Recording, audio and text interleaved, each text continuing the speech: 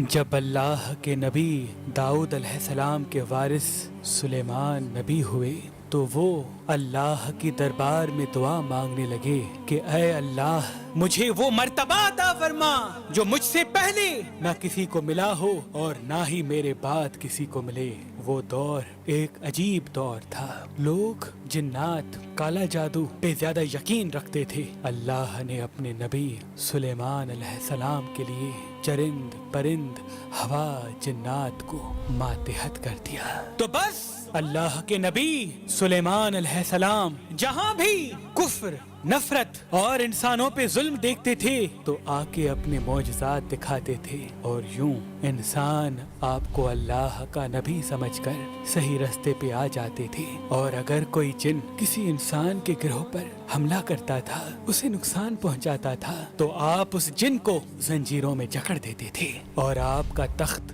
فضا اپنے کندھوں پہ اٹھائے پھرتی تھی، آپ آسمانوں میں پرواز کرتے تھے۔ تو ویسے ہی آپ آسمان میں پرواز کر رہے تھے، اتنے میں ایک جن آ کے آپ سے کہنے لگا کہ اے اللہ کے نبی، زمین پہ بابل کے پاس جنات کا ایک گروہ انسانوں پہ ظلم کرتا ہے، اور وہاں کے جن انسانوں میں حلول کرتے ہیں اور پھر انسانوں کو تکلیف دے کے یہ منواتے ہیں کہ ان کے پاس غیب کا علم ہے، اور یوں انسان بھی صراط مستقیم سے ہٹ رہے ہیں۔ جیسے ہی اللہ کے نبی سلیمان نے اس بات کو سنا تو آپ اپنے تخت کو بابل کی طرف موڑتے ہیں اور اس گروہ کے پاس آ کے کہتے ہیں، اے تکبر میں رہنے والو، اللہ سے ڈرو۔ وہ جنات کا گروہ حضرت سلیمان کی طاقت سے ناواقف تھا۔ اس میں سے ایک جن لیاب کہنے لگا، ہم کسی سے نہیں ڈرتے اور ہم اپنی مرضی چلاتے ہیں، اور اس کے قبائل کے کچھ جن حضرت سلیمان علیہ السلام کے تخت کے چاروں طرف سے آ جاتے ہیں اور کہتے ہیں، اگر تو واقعی سچا ہے تو ہمیں قید کر کے دکھا۔ تو بس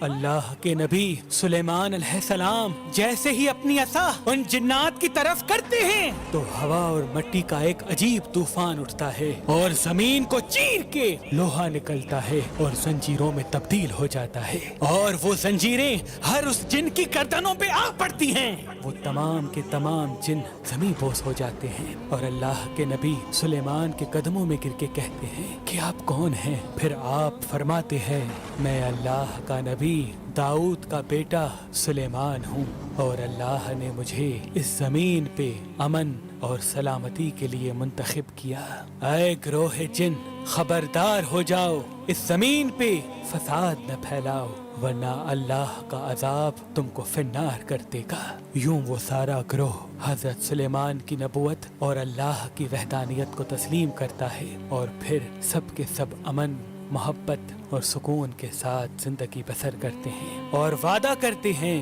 کہ کبھی بھی کسی بھی انسان کو تکلیف نہیں دیں گے۔ بے شک اللہ جسے چاہے اپنی خاص رحمت اور طاقت سے نواز دیتا ہے، وہ ہر دعا کو سننے والا اور سب پہ کرم کرنے والا ہے۔ اے اللہ، اس پورے جہان پہ اپنا کرم فرما اور ہر انسان کی دعا کو قبول و مقبول فرما، آمین ثم آمین۔ قبول و مقبول فرما، آمین ثم آمین۔